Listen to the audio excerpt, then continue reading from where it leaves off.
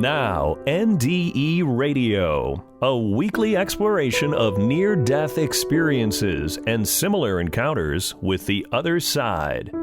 Now, here's your host, Lee Witting. Welcome to NDE Radio with Lee Witting. Whether you're listening on TalkZone, by podcast, through the archives of our ad-free shows on our YouTube channel, or by connecting through our Facebook page. From time to time, I like to read NDE and other spiritually transformative reports written by experiencers and submitted to IANDS, the International Association for Near-Death Studies. As I've said before on the show, when I was working on my seminary doctorate on how hospital chaplains can utilize reports of NDEs, the experiences in the IANDS collection proved an invaluable resource. Listeners interested in learning more about NDEs could benefit from joining IANDS as well. Following are two examples of NDEs provided as a monthly service to members of IANDS. These accounts were taken from reports written by the experiencers, and we provide them here anonymously. This first account comes from a Swedish man who explains his illness-related NDE with detailed descriptions of his life review, becoming one with the universe, the preeminence of love in creation, and Earth's future prospects. He writes, "This is what happened to me. I had been very ill with TWAR, a bacterial lung disease, for a couple of years when this happened. I could neither walk nor be active for more than a maximum of 10 minutes or so without getting a fever for 3 weeks afterwards. I was always exhausted, difficult to breathe, constant feeling of suffocation. The disease works so that the cilia in the lungs, which are supposed to transport away debris, mucus, and things that shouldn't be there, are broken down. So you get similar symptoms to those who have COPD. All sleep, which was very short, took place in a sitting position. At its worst, it sounded and felt like I was suffocating. Since the illness kept me mostly awake, it became less stressful to sleep sitting up in my own room. I was awakened after short moments of sleep, usually by a wheezing from my airways. One October evening, about 10 years ago, despite medication, I couldn't breathe. In the panic that followed, I took the wrong medicine, and my breathing stopped working. I was filled with terror, anxiety, unable to call for help. It was the scariest moment of my life. It felt like I was fighting for my life. I wanted to live, then the heart stopped.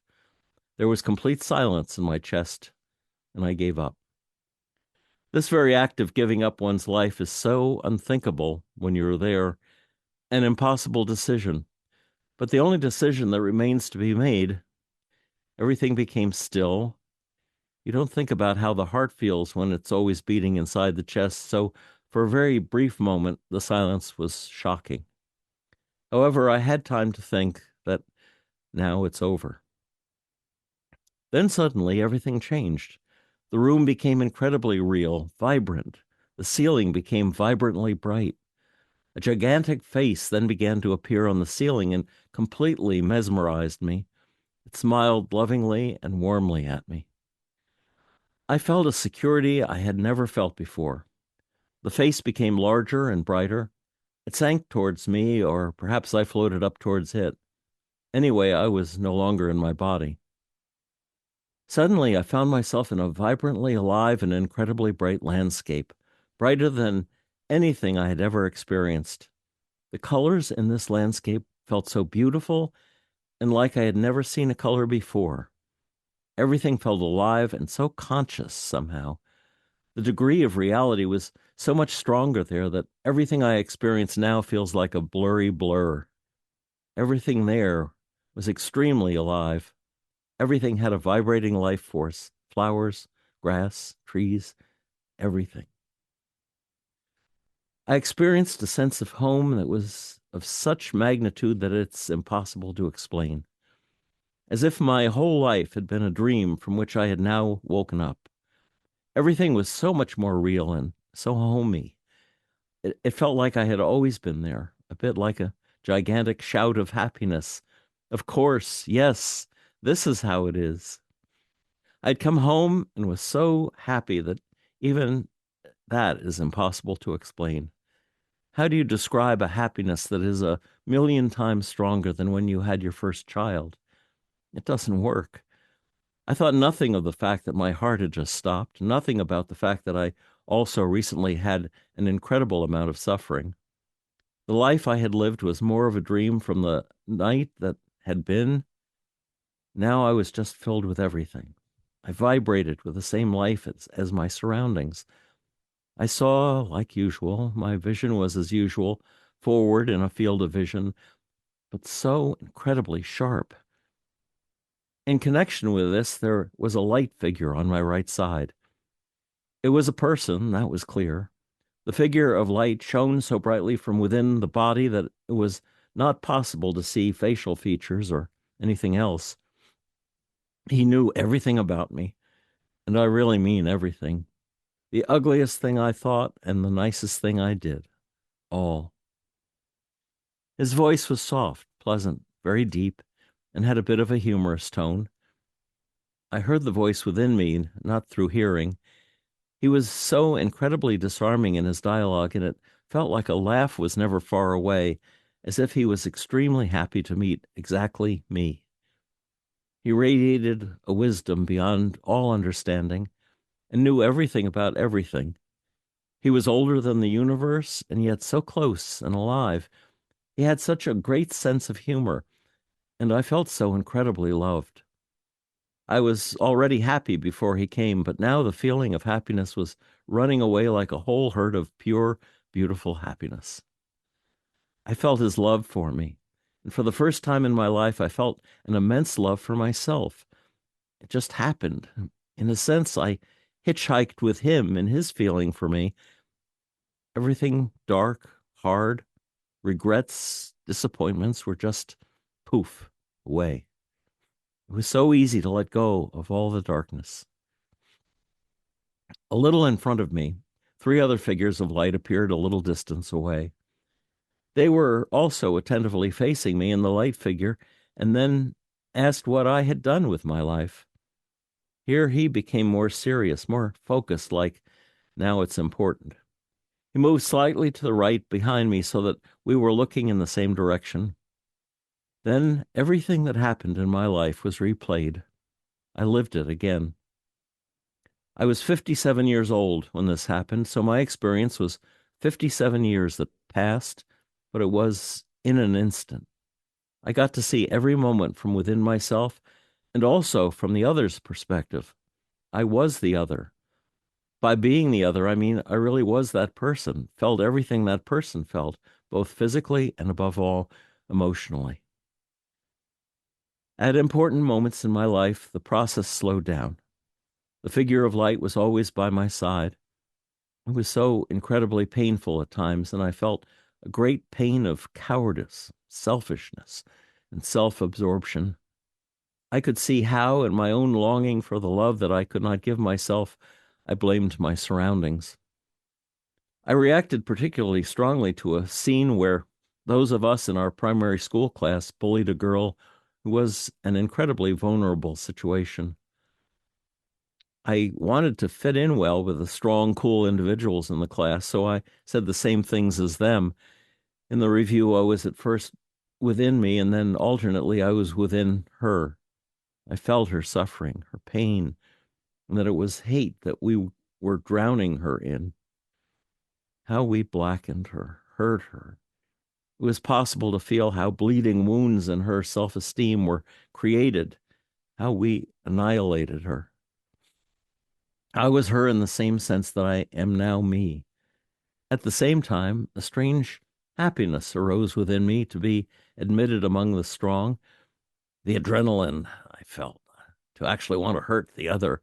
Everything was allowed. It hurts so much to write this, to remember it. The scenes included smells, sounds, all. So now her suffering is in me. The pain is sometimes unbearable. The pain then was unbearable, and there was no protection from it, no filter that slowed down the experience at all. So now I knew what I had done. But the bright, loving light from The light figure was there all the time. My pain over the ugly evil became too great, and I cried and felt extremely desperate.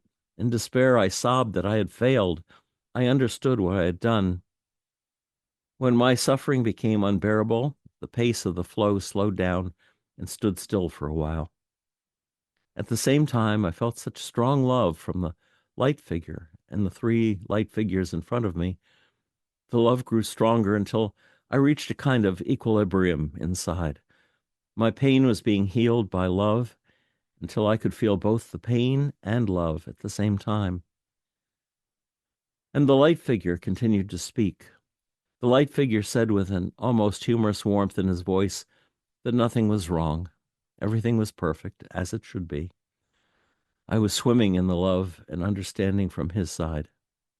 I was human, and as such, it is impossible to do everything right. Everything was about learning. That love and its consequences meant everything. The inner feelings that took place then inside me cannot be explained. I felt such strong love for that girl and all the ones I hurt. Their suffering was now mine, too. I was so liberated, happy. I felt such love for the insecure, cowardly, closed-minded person I used to be. But I also felt the same love for all those who accidentally or even intentionally hurt me. I was also them in the experience. The light figure's love was an all-encompassingly strong, to those who hurt me as to those I hurt. There and exactly then I was changed. Something in me changed from broken to whole. It's not that a single event I did was taken away from me, but the love I knew for me and my life contained and accepted what was wrong as well as what was good. But the things I might have felt very satisfied with, such as consciousness, and to my eyes good actions, often didn't mean much, while small, inconspicuous actions, where I only comforted as a reflex, gained great importance. It was about what I had felt more than what I had thought. I saw all the love that I have received in my life, my wife's love and loyalty, my children's and my relationships, friends, clients who have lined my path since I was born. I then saw that my life had in fact been bright, happy, wonderful, that I had in fact been blessed, protected. That much that could have happened was prevented by figures of light. But inside me at times I walked around with a self-pity, feeling sorry for myself, sometimes stuck in the dark. I had occasionally missed seeing all of the love that had been there all along. I saw all the love that had ever existed in my life. That was the strongest. My life was reevaluated right then and there. So all the pain became instead a dynamic experience of love. Peace then took over, calm, rest. The figure of light shared my silence and harmony in what could have been 100 years or a second. It was just as big, all the same. Little by little in our dialogue, my experience changed in such a way that I became more and more aware. Then he asked me if I had any questions. I became so happy, feeling an incredible anticipation. I asked about everything. I mean, everything. All: war, disease, environmental destruction, evil, and everything I have reflected on during my life. In step with the questions, it was as if I became even more changed, understood even more, until after an incredibly long time, it felt like I understood everything, which was that everything is as it should be. Everything will be fine. I had a pearly, happy laugh that filled my insides as I understood how it's all connected. The same liberating laughter was present in the figure of light. I understood that it was so. Then it was as if I became increasingly lighter. My body gradually became more and more brilliant, but not compared to the light figure. The difference was the same. I changed shape, majorly. It was like my atoms were sliding apart. To understand more, I saw more and more context I didn't understand. The experiences now came faster and faster. The communication contained more and more. I became less and less the person I am now and became more something else, more like a ball of consciousness. Vision was spherical. Everything was equally sharp. Near and far away were exactly as sharp. Then and now happened at the same time. Someone or something that has always existed. This was my full consciousness. In this situation, I am not this person at all. My whole life disappeared into a part of me where all my existence was. All my lives, in all time, the entire history of the universe, the future of humanity, everything was contained in my mind. I experienced a connectedness with everything. Everything was connected. It was completely logical, true. It was like I swelled even more, got bigger. Everything was getting brighter. I became one with the universe. My experience was that we had endless time together. Everything was eternal. If I were to summarize it, I would probably say that the universe and everything that exists is created by a feeling, love. So existence is, in a sense, a feeling-given substance. A dilemma for us humans is that we have many emotions, the majority of which perhaps come from the animal within us. So we mix up the basic feelings of existence, love, with physical feelings of fight, flight, stress, fear, anger, and urges such as sexuality, etc. These feelings concern our physical body and material possessions. Here is a large part of humanity's problem. We are drawn to believe in an emotion that is strong, such as hate or contempt, and are guided by it, and then completely lose touch with the emotion that is our true self, love. So when politics, inventions, environmental responsibility are driven by love, then our world here is in matter becomes a physical image of our origin, because then we are part of the creative force that is our origin. I followed human history from now to really far in the future. The short version is that everything will work out eventually, but now humanity has painted itself into a corner, so to speak. We have lost touch with our inner true nature, which is love. We instead see the world materialistically and without love. It will be a bumpy road in the near future. But when we eventually realize that research, politics, the environment, and all human activity needs to be guided by asking the following question, am I doing this out of love? Then it will change. As humanity gradually realizes this, darkness turns to light. What I knew then was an ocean of knowledge, insight. Now I try to explain it with a brain that holds only a drop of water. Then the light figure suddenly says that I should go back, that I would get well. I would go on with my life. Until then, I had thought nothing of family, children, so when I was asked to return, total surprise. Now I'm home. I didn't understand what he was talking about. Then it was immediately like being sucked through a narrow hose at extreme speed, and I was lying in my body in the fetal position. The sun shone in through the blinds, at first completely shocked, dazed. I then had the happiest morning I have ever experienced.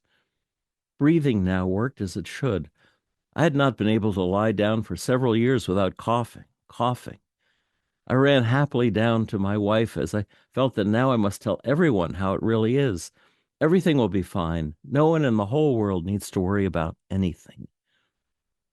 But my wife was sad when she realized what had happened. Not happy like me. After a few confusing weeks, I started to learn what I know now, that even if I know how it will be, it is impossible to explain. It's like describing a destination, but only getting to use 2 letters in the story. It has been extremely difficult to live with at times. Now, 10 years have passed. I am permanently changed by the experience. A part of who I was there in the light always remains. So I'm like a double exposure, an eternal self that knows, and an ordinary person like you who often neither wants to, nor can know. An impossible mix. So I do like most others who have experienced this. I try to show a little of the love that was my home uh, and normal state for eternity, trying to help others become better people, trying to be a better person. But I'm about as good or less good than everyone else. But rest assured that everything will be fine in the end. But nothing in my NDE was what I thought I knew before. I didn't realize how incredibly big the difference in reality was. Also, I didn't understand what it's like when time no longer exists. Didn't understand that we all fit into a kind of collective loving consciousness. What it is to be completely loved, to swim in love, to breathe love. But it doesn't really matter. Everyone gets there eventually. And here the account ends. This next account describes an STE experienced by a young woman while she was driving her car. She left her bodily consciousness and found herself in space where she was unaware of her body still driving. She writes, "When I was 18, I had an experience which nearly resulted in my death. I want to share it because it changed my perspective on life and because I deeply hope that writing about what I learned might help other people feel more joy and confidence about living and dying. I was driving from Montreal to Western Massachusetts in October 1974. My boyfriend was traveling with me, and we got into a discussion about our family and social roles and how our actions were driven by these internalized expectations. We were wide awake. The car was chilly. There were no radio stations, so we occupied our time talking. I should add that no drugs or alcohol were involved. Over hours of uninterrupted conversation, we started peeling away layers of our socially and psychologically constructed identities. How we were repeating family patterns, how cultural myths were leading us down blind alleys, and in my case, keeping me in a self-imposed position of inferiority. The conversation was exhilarating, and our insights accelerated and built quickly on each other. The process became so fast that it was no longer shared in complete sentences.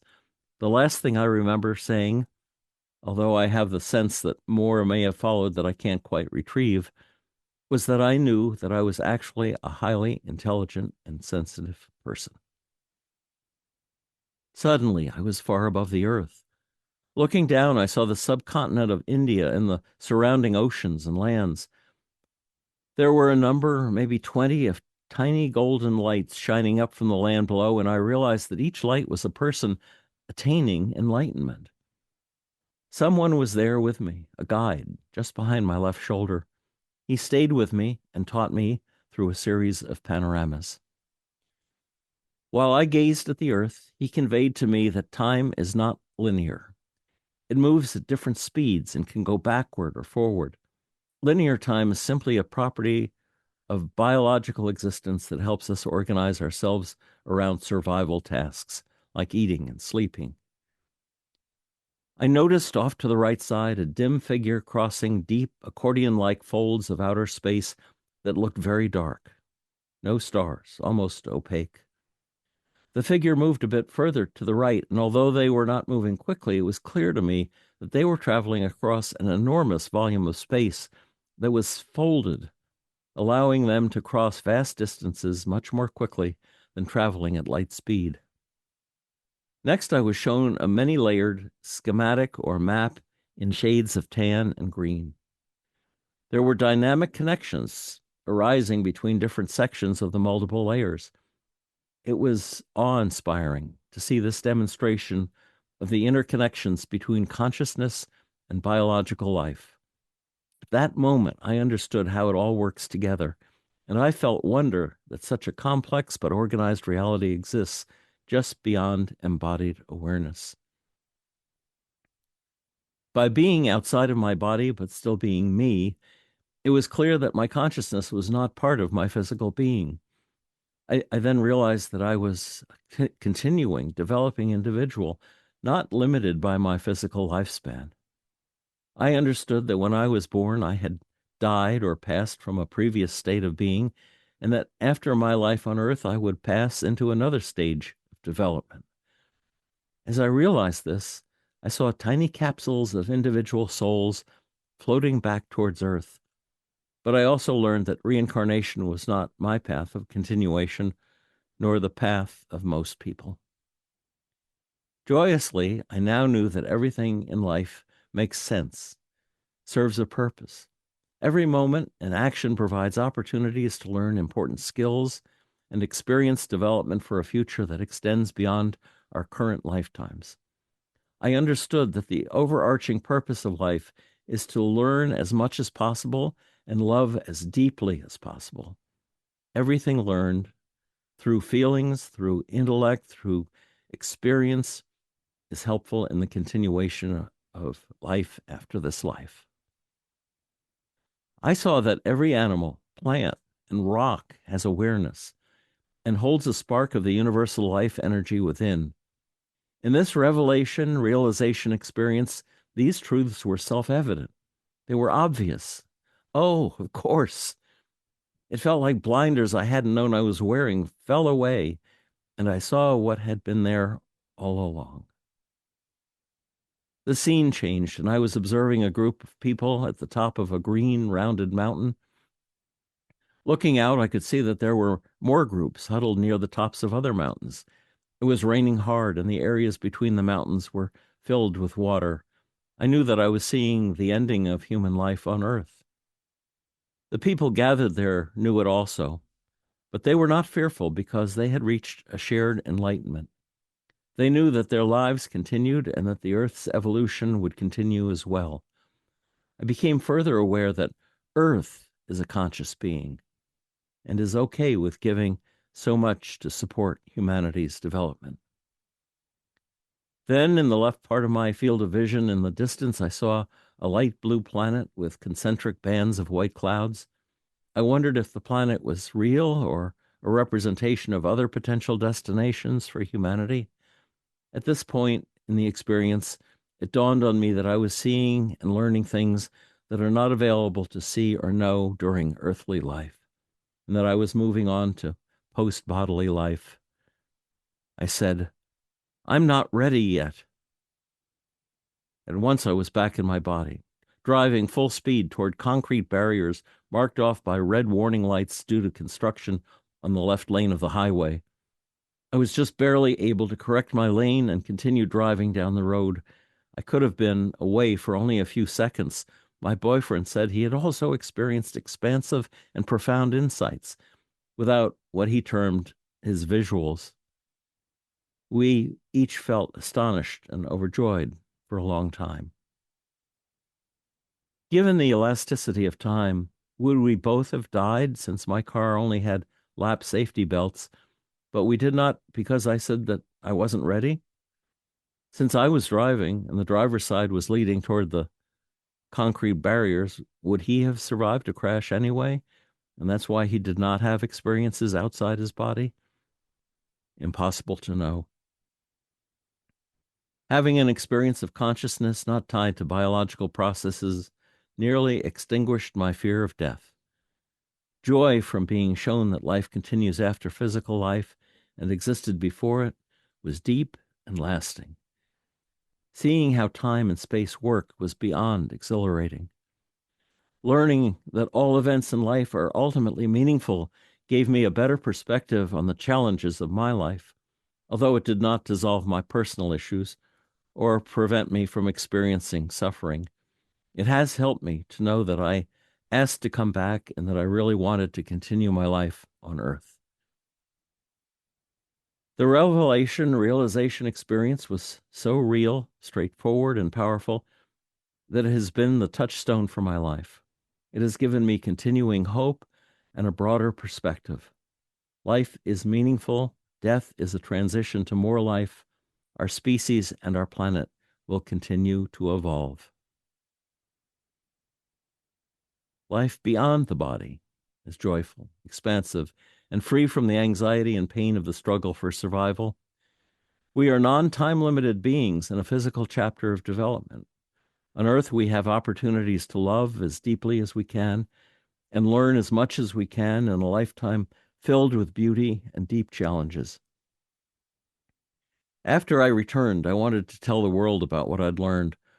My experience was more vivid and solidly real than even sensory life.